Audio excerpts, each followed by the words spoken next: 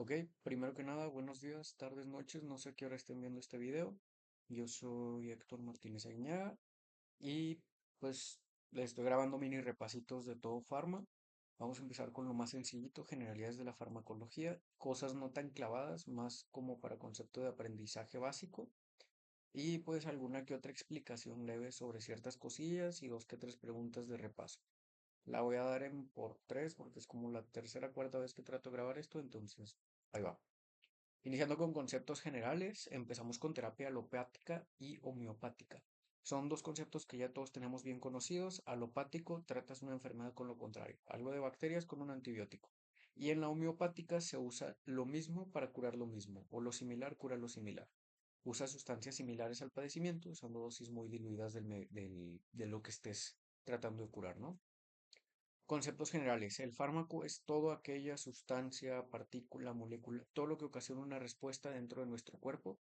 Eso es un fármaco a lo que nosotros conocemos como principio activo. Hay ciertas cosas que al nosotros ingerir se metabolizan y una vez metabolizadas pasan a ser un principio activo. A eso se le llama un profármaco. El medicamento es la presentación del fármaco, es decir, si te lo dan en una pastilla, si te lo dan en un jarabe, si te lo dan en un elixir, en una grajea, en un comprimido, etcétera. El veneno es una sustancia de origen natural que ocasiona daño y el tóxico es una sustancia sintética que puede llegar a ocasionar daño. Dentro de las gráficas de la farmacología vamos a verlas de manera muy superficial, a algo más como para que se pueda identificar qué es cada cosa. La infusión es cuando tú hablas de que un medicamento está entrando vía intravenosa directamente. Intermitente es que esto es por lapsos de tiempo, no es continuo. Se lo das, esperas un ratito, le vuelves a dar, esperas otro ratito, le vuelves a poner. Así se va. Y con dosis carga, eso significa que tú tienes una dosis bolo inicial. Hablando de la infusión intermitente, pues vemos espacio entre los picos, porque es intermitente, y al ser una infusión entra directo a la circulación y al plasma, entonces no se tarda tanto en alcanzar una concentración plasmática elevada, y lo otro es que vemos que tiene ondas muy puntiagudas, triangulares o picudas, en contraste con la vía oral que vamos a ver más adelante. Una infusión intermitente sin dosis carga, vemos cómo inicia desde el cero y va aumentando rápidamente hasta que después de varias administraciones intermitentes, pues llegas a alcanzar una concentración deseada en plasma. La infusión continua sin dosis plasma, digo, sin dosis carga, discúlpenme, empieza desde el cero, luego sube y se va hacia una línea recta. ¿Por qué? Porque primero que nada no tiene dosis carga, entonces empieza desde abajo. Y como es continua, llega un punto en donde la misma cantidad del fármaco que se está metabolizando se está eliminando. Entonces vas a tener esta recta. En contraste con una infusión continua con dosis carga que al entrar directo a la circulación nos daría una línea algo más recta como es esta de acá. Luego, dosis única vía oral, tú te tomas el medicamento, se absorbe, alcanza su pico, luego se metaboliza y se elimina. Vemos el tipo de onda que es ovalada o ondulada en contraste con la infusión. Acá tenemos múltiples dosis vía oral, vemos los picos curvos que la caracterizan y tenemos la vía oral con dosis carga, que es cuando la concentración plasmática sube rápidamente, que no es típico de la vía oral, y luego se administran múltiples dosis que son de mantenimiento. Y aquí lo tenemos, es lo mismo, una administración oral repetida, solo que en este caso no tendríamos una dosis carga. Y se nos menciona que después de 4 a 5 semividas se alcanza el estado estacionario, que es lo que nosotros buscamos. Tenemos también gráficas de dosis respuesta en la que nosotros hablamos de eficacia y de potencia. Y tenemos aquí el ejemplo más común que hemos llegado a ver en los exámenes, que es esta grafiquita de acá abajo, que nos habla sobre la potencia relativa. Aquí nosotros podemos ver dos cosas importantes, el S50 y el Emax. El S50 es la dosis necesaria para alcanzar el 50% del efecto máximo y el Emax es el máximo efecto que puede producir un fármaco, es decir, la eficacia. Ahorita vamos a ver un poquito más sobre la potencia y la eficacia, pero por ejemplo aquí podríamos interpretar esta gráfica, la gráfica B, sobre la relativa potencia con lo siguiente. La droga C y la droga D tienen la misma eficacia porque ambas se aplanan en el mismo lugar, pero la droga C es más potente que la droga D. Aquí tenemos lo de la potencia, que es la cantidad necesaria de un fármaco para que haga su efecto terapéutico, Y tenemos un ejemplo de integración sobre la vía de administración, que en este caso se nos dice, para un antibiótico que se administra IM o vía oral, ¿cuál de las siguientes opciones representa el área bajo la curva de la administración oral? Aquí tenemos cuatro opciones. La D y la C no son porque ni siquiera son un área bajo la curva y nos quedan la A y la B. De estas dos, para tomar en cuenta, la vía oral no alcanza concentraciones en plasma tan elevadas, entonces nos iríamos por la chaparrita que es la B. Agonista hace lo mismo, antagonista hace lo contrario. Recirculación enterohepática. Este es un concepto muy interesante que se relaciona con un fenómeno que se llama joroba doble o de Bactrián. Básicamente, nos habla sobre que en el hígado existe una saturación metabólica cuando tú tienes una sobredosis de algún medicamento o que algún medicamento que tenga metabolismo de primer paso se reabsorba a través de la circulación portal y vuelva a tener un segundo efecto, que es más o menos lo que dice aquí. Y ese segundo efecto, esa segunda absorción te da un segundo piquito, pero más chaparro. Básicamente explican algo muy similar. Y se nos pone como ejemplo la sobredosis de fármacos como el acetaminofén, que también pueden ocasionar algo muy similar, que en este caso es la cinética de doble joroba de Bactrián. Por ejemplo, en una dosis normal, el hígado convertiría el acetaminofén en compuestos. ¿Cuáles compuestos? Pues glucurónidos y sulfatos, que se pueden eliminar de manera fácil. Pero en una sobredosis, estas rutas, que en teoría son seguras, se nos van a saturar por completo. Entonces, el hígado desesperado va a desviar el acetaminofén a una ruta alternativa que va a crear un subproducto que es muy tóxico, lo que conocemos como NAPQI, que después puede destruir las células del hígado. Luego, el hígado, al intentar eliminar el fármaco y los metabolitos a través de la bilis, pues obviamente va a llevar a cabo ciertos mecanismos de respuesta, como la excreción biliar, la liberación intestinal, y ahí van a entrar fenómenos como la absorción bacteriana y la reabsorción, que van a reagarrar ese fármaco y nos van a dar este tipo de jorobas o de cinéticas. También tenemos aquí otro concepto importante que es la redistribución, que es cuando el fármaco ingresa al organismo, no nada más se va al compartimiento central, teniendo como compartimento central la sangre, la circulación, ¿ok? Se va también a los compartimentos periféricos, músculo, grasa, tejido adiposo, alguna parte del fármaco es eliminada, que es lo que podemos ver en esta gráfica, y se nos menciona que el principal sitio de redistribución es el tejido adiposo. Y tenemos una pregunta abajo. ¿Cómo se llama el fenómeno por el cual el paciente obeso sigue presentando el efecto farmacológico tras la administración del fármaco? Es la redistribución. Esto se explica, por ejemplo, en pacientes obesos donde el fármaco se va al tejido adiposo, después queman grasa, queman ese tejido adiposo y el fármaco guardado se libera, se absorbe y se reactiva la función del fármaco. Algo más o menos así es lo que trata de explicar esta pregunta. Acá tenemos otra, acorde a la distribución. La siguiente cinética representa la administración de un mismo fármaco en tres individuos que pesan 55, 70 y 90 kilos respectivamente. ¿Cuál gráfica representa la cinética del individuo de 90 kilos? Acá tenemos, acorde a la distribución, que la respuesta correcta es la C, porque en un individuo que pesa más va a haber un mayor volumen de distribución, lo que significa una menor concentración en plasma.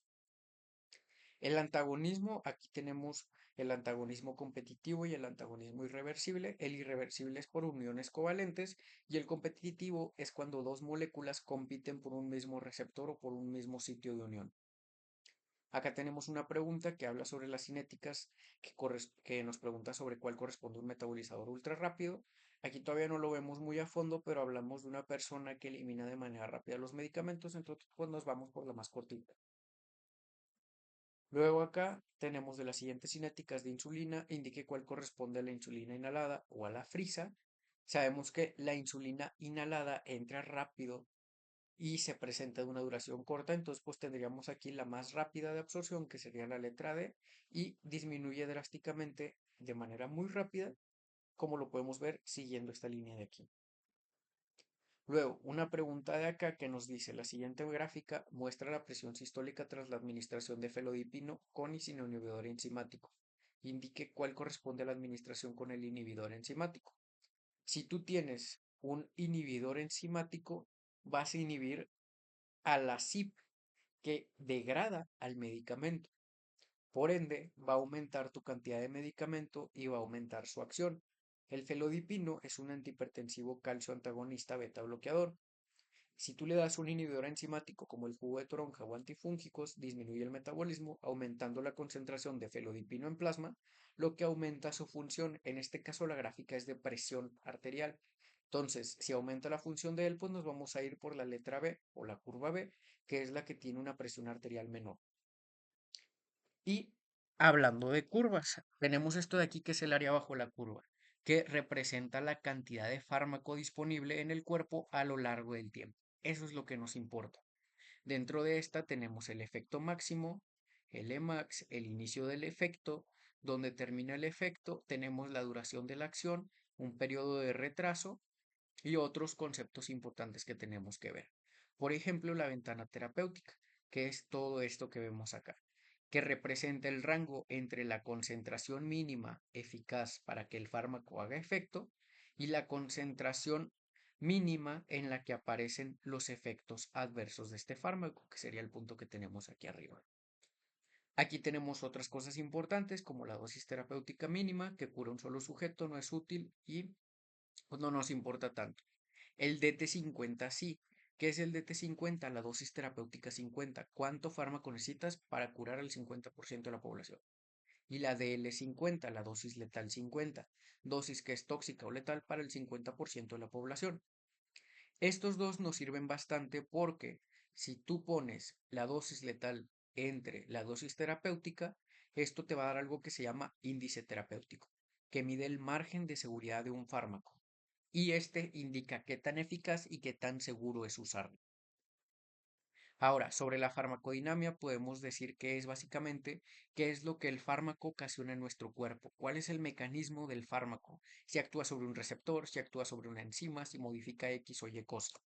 Y la farmacocinética, cinética con C de cuerpo, es qué le hace nuestro cuerpo al fármaco y se divide en ADME, absorción, distribución, metabolismo y eliminación. Hablando de la absorción, el medicamento se absorbe en su forma no ionizada. Hablamos del paso de una sustancia a través de una membrana semipermeable y qué tanto fármaco entra al torrente sanguíneo. Tenemos diferentes mecanismos de absorción, como la difusión simple, que es llevada por medios de gases, algunos líquidos, sustancias liposolubles a través de la bicapa fosfolipídica, porque es lípido con lípido, no se repelen. Tenemos difusión facilitada a través de canales o de proteínas transportadoras y tenemos el transporte activo, que se divide en dos, primario y secundario, en donde tenemos, por ejemplo, las bombas o los SGLTs. Aquí tenemos otra vez un poquito sobre área bajo la curva, que es cantidad de fármacos según unidad de tiempo. Y tenemos factores que modifican la absorción. El área de superficie, a mayor área, mayor absorción. El tiempo de exposición, igual a mayor tiempo, mayor absorción. Tenemos los alimentos, lípidos y proteínas. Estos modifican de manera positiva o negativa dependiendo de las propiedades del fármaco. El tamaño de la partícula, a menor tamaño, mayor absorción. A mayor solubilidad, mayor absorción. El estado de ionización. Medio, membrana, flujo sanguíneo, área de absorción, todo eso modifica la absorción. Y la glucoproteína P tiene P de portero, es como un portero que cuida quién entra y quién no entra. Entonces también nos ayuda a modificar el paso dentro de la absorción.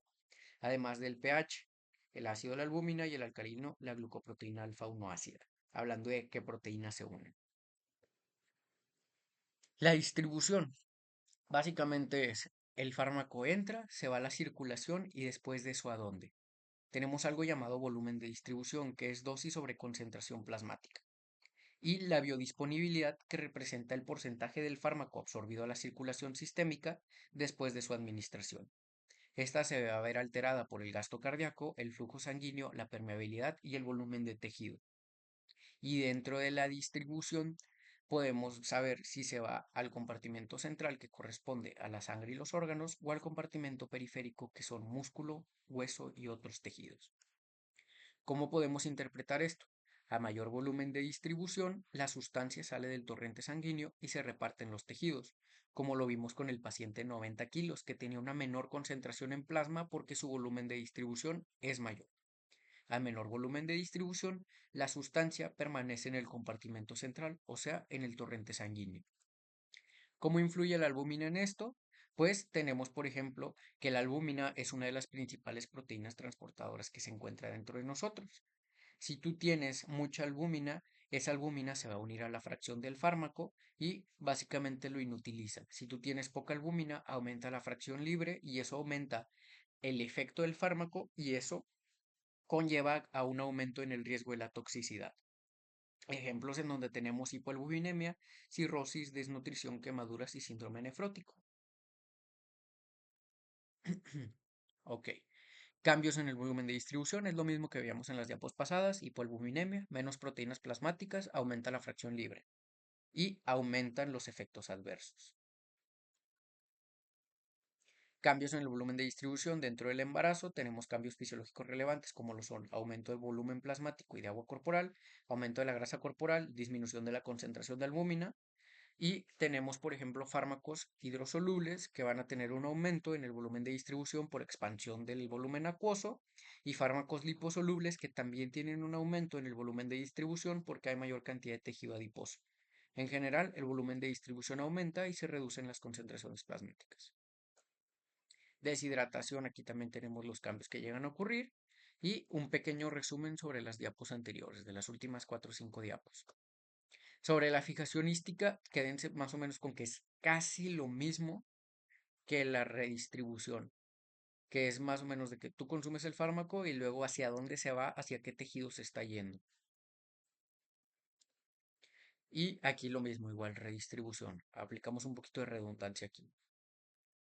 Pero esta diapo se usa para explicar que cuando termina el efecto de un fármaco, va y se guarda tejido adiposo y tú quemas ese tejido adiposo, pues obviamente puedes volver a presentar el efecto una vez que el fármaco se libere, se absorbe. La recurrencia es la aparición sintomatológica de efectos de alguna sustancia aunque no se hayan consumido recientemente y puede ser explicada por los fenómenos de redistribución que acabamos de ver. Tenemos metabolismo o biotransformación, que es básicamente qué pasa con nuestro fármaco una vez que entra al cuerpo, cómo nuestro cuerpo reacciona a él, cómo lo absorbe y cómo lo transforma para que pueda ser eliminado. Aquí el 80% del metabolismo o biotransformación ocurre en el hígado, otro 10% ocurre en el riñón y otro 10% ocurre en otros sitios del cuerpo. El metabolismo puede ayudar a que ciertas moléculas se activen, que son a las que llamamos profármacos, como lo veíamos en las primeras diapos. Y para el metabolismo tenemos dos cosas o dos tipos. El metabolismo de primer paso, que es por medio de procesos de oxidación, reducción, hidrólisis y citocromo P450, que tenemos dentro de los citocromos el más común, que es el 3A4, el más estudiado, que es el CYP2D6, y el que metaboliza antidepresivos, benzodiazepinas y antiepilépticos CYP2C19. Y existe además el metabolismo de segundo paso, que es para sustancias un poquito más resistentes. Para poderlas eliminar, les tienes que agregar algo, que es el metabolismo de segundo paso que lleva a cabo la conjugación. Esto para aumentar la hidrosolubilidad y que esto a su vez permite una mayor eliminación del fármaco. ¿Qué mecanismos nos ayudan en el metabolismo de segundo paso? Glucuronidación, acetilación y metilación. Aquí, importante mencionar que la enzima alcohol deshidrogenasa forma parte del metabolismo de segundo paso. ¿Qué factores influyen en el metabolismo? La raza, el sexo, la nutrición, edad, enfermedad y el más importante que se nos menciona para motivos de examen, polimorfismos genéticos, hablando de los metabolizadores ultra rápidos. Fármacos o factores que alteran el metabolismo también. Tenemos dentro de los inductores enzimáticos del CYP450 la carne asada, alcohol y tabaquismo. Además de la espironolactona, fenobarbital, carbamazepina, todos estos causan un metabolismo más rápido y pues obviamente si se metaboliza más rápido el fármaco, se disminuye la concentración en plasma y esto disminuye el efecto. Y los inhibidores enzimáticos del CYP450, jugo de toronja, valproato, omeprazol, inhibidores selectivos de la recaptura de serotonina, rifampicina, clorafenicol y ketoconazol, lo que van a hacer es inhibir al CYP450, por ende no se degrada el fármaco, aumenta la concentración en plasma y esto aumenta el riesgo de toxicidad o de presentar efectos adversos. La eliminación, pues básicamente es la excreción de la sustancia de nuestro cuerpo, cómo la sacamos. Y se nos menciona que los compuestos hidrosolubles se eliminan con mayor facilidad que los liposolubles. Para la eliminación tenemos dos cosas, que son la cinética de orden cero y la cinética de primer orden. Dentro de la cinética de orden cero, no se nos va a decir que el fármaco sí va a llegar a cero dentro de nuestro cuerpo. Cada hora se elimina cierta cantidad de forma constante, tiene una tasa metabólica constante y un ejemplo claro es el alcohol. Digamos que un ejemplo de esto es, se eliminan 10 miligramos cada 10 horas de cierta sustancia. Tú tienes una cantidad inicial de 300. Transcurridas 10 horas, bajan 10 miligramos, 290. Transcurren otras 10 horas, bajan otros 10 miligramos, 280, y así sucesivamente. En contraste con la cinética de primer orden o de orden uno, que depende de vidas medias. A mayor cantidad, mayor eliminación, nunca va a llegar a cero. Vemos cómo se hace una parábola en la gráfica de abajo y es velocidad de metabolismo dependiente. Si decimos que algo tiene una vida media de 10 horas, quiere decir que cada 10 horas la concentración en plasma se reduce a la mitad. Cero vidas medias, cero horas transcurridas, cantidad 300. Pasa una vida media, la mitad de 300, 150. Pasa otra vida media, es decir, 2, 75. 3, 37.5. 4, 18.75. Y así sucesivamente. Los órganos clave de la eliminación tenemos al riñón. En fármacos hidrosolubles es más fácil y si existe un compromiso renal, pues el fármaco dura más tiempo en el organismo, lo que aumenta el área bajo la curva, lo que aumenta también la posibilidad de efectos adversos. En la excreción fecal y biliar lo que podemos mencionar es que, por ejemplo, esta se relaciona con la circulación enteropática que nos daba la cinética de doble joroba. La leche materna puede transmitir el fármaco a través de difusión pasiva y otros medios por los que se puede llegar a eliminar es saliva, sudor, lágrimas e incluso el semen. Cambios en pH urinario y eliminación. Debemos saber que solo la fracción no ionizada de un fármaco puede reabsorberse pasivamente en los túbulos renales y si el fármaco está ionizado queda atrapado en la luz tubular y por ende se va a excretar de manera más fácil en orina. Cambiar el pH urinario nos permite favorecer la ionización y según la naturaleza, si es ácido o básica, pues cómo va a reaccionar el fármaco a lo que estemos haciendo en el organismo. Otra vez tenemos una mención sobre la recirculación enterohepática y un poquito sobre los receptores. El agonista primario, agonista alostérico o alotrópico, que sea una región diferente. El agonista parcial, que no da respuesta del 100%. El agonista inverso, que hace lo contrario al antagonista. Al agonista, perdón. El antagonista, que bloquea o disminuye la acción del agonista. Antagonismo sintópico, bloquea al agonista. Compitiendo a través del ligando, el antagonista alostérico que bloquea al agonista interactuando con otro sitio de unión, el antagonista químico que se fusiona con el agonista para inhibirlo, el antagonismo funcional que inhibe directamente sobre los efectos celulares y el antagonista fármaco-cinético que disminuye la cantidad del fármaco en el órgano diana o funcional. Tenemos diferentes tipos de receptores también, que son canales iónicos, de voltaje o de ligando, y tenemos también las proteínas G, que hay que recordar, GS estimula el MP cíclico, GI inhibe el MP cíclico, y la GQ aumenta el IP3, fosfolipasa, calcio, etc. Acá tenemos otros conceptos importantes, como el ligando, que es la sustancia endógena que se une a un receptor, sitio ortopédico, que es el sitio normal o correcto de unión, el sitio alostérico, que es un sitio diferente, la afinidad es la fuerza de unión entre un fármaco y el receptor, la asociación es qué tan fuerte están unidos estos dos, la disociación, que es el ligando dejando el receptor, y la eficacia, que es la capacidad de un medicamento para ejercer su función activando los receptores. Tenemos la eficacia relativa, que es la capacidad máxima de un fármaco para producir un efecto independientemente de la dosis necesaria. Y tenemos la potencia relativa, que es la cantidad de un fármaco necesaria para poder alcanzar el efecto deseado. Lo mismo que veíamos en las gráficas iniciales sobre la interpretación clínica sobre la potencia y la eficacia, que es la eficacia, el límite del efecto terapéutico, si llega o no a lo que deseamos, y la potencia, la cantidad necesaria para llegar a ese efecto. Aquí tenemos una gráfica del libro que indica lo mismo que acabamos de mencionar sobre la potencia y la eficacia. Y también tenemos algunas reacciones como las interacciones sobre los medicamentos, en donde tenemos la tolerancia, que es una disminución progresiva de la respuesta al fármaco, y una vez que disminuye necesitas más. Tu cuerpo empieza a desear esa sustancia, a eso se le llama dependencia. Cuando no cubres esa dependencia, generas el síndrome de abstinencia. También tenemos la recurrencia, que es cuando Puede existir una respuesta sin haber consumido la sustancia, que puede ser explicado, por ejemplo, con la recirculación enterohepática. Tenemos la taquifilaxis, que es la aparición aguda de la disminución de la respuesta a un fármaco. Y tenemos otros conceptos importantes, como la sumación, que son dos fármacos que actúan en el mismo receptor, por lo que tienen el mismo mecanismo de acción. Tenemos la potenciación, que es dos fármacos que actúan en sitios diferentes, por lo que tienen mecanismos de acción distintos y pues obviamente puede haber una respuesta mayor. Y la sinergia, que es dos fármacos que tienen diferentes mecanismos de acción, por lo que se incrementa el beneficio terapéutico. Por ejemplo, uno común así que tú digas de sinergia, pues tenemos el paracetamol con tramadol o con hidrocodona, por decir una cosa, ¿no? Componentes del medicamento, pues tenemos el fármaco, que es el ingrediente activo, el coadyuvante, que aumenta la función del fármaco, disminuye los efectos adversos, el correctivo, que es más que nada para el sabor, el preservador, que evita la oxidación y reducción, es decir, evita que caduque el fármaco, y el excipiente, que es la forma en la que te lo dan, si es un polvo, si es una grajea, si es una pastilla, si es una píldora, etcétera.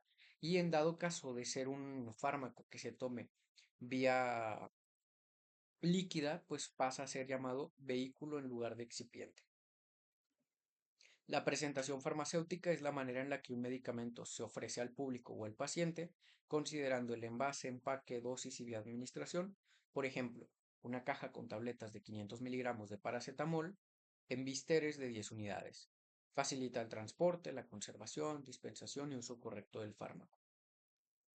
La forma farmacéutica es la disposición final del principio activo y excipientes, lo que le confiere las características físicas químicas adecuadas para que pueda ser administrado y dosificado. Se clasifican en sólidos, que son tabletas, cápsulas, grajeas y polvos; líquidas, que son jarabes, soluciones, suspensiones, gotas; semisólidos, que son cremas, ungüentos, geles y supositorios; y gaseosas, que son aerosoles, inhaladores. Aquí, sobre la vía intramuscular, pues tenemos como ventaja que es autoadministrable, es de liberación lenta y sostenida, pero no se pueden dar irritantes y solo se dan máximo 10 unidades. La vía subcutánea se usa para sustancias oleosas y puede producir necrosis. En la vía oral tenemos sólidos y líquidos, los sólidos, que son las píldoras, las perlas, las grajeas, comprimidos, formulados, tabletas, etc. Y los líquidos, que son elixires, cuando pueden tener alcohol; la solución, que es una o más sustancias químicas disueltas en agua; la suspensión, que son viscosas, o por ejemplo las drogas; y los jarabes, que llevan azúcar. La vía oral es barata y de fácil acceso, cómoda y de gran absorción, pero pasa por metabolismo de primer paso. No se puede dar en urgencias y generalmente tiene sabor amargo. La vía sublingual se absorbe rápido y no tiene efecto de primer paso o metabolismo de primer paso, pero no la puedes dar en dosis grandes. La vía rectal es útil para pacientes que no pueden ingerir el medicamento vía oral, pero llega a ser incómoda. Y la vía intravenosa, para grandes cantidades de volúmenes, puedes dar irritantes, tiene una biodisponibilidad del 100%, pero no se dan sustancias oleosas ya que puede causar tromboflebitis. Es más dolorosa al aplicar y tiene un mayor riesgo de efectos adversos. Hablando de reacciones adversas, tenemos reacción A, B, C, D, E y F.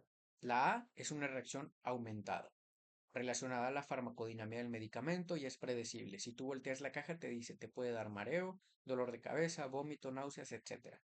La B o bizarra es infrecuente, impredecible y no está relacionada con la farmacología del medicamento.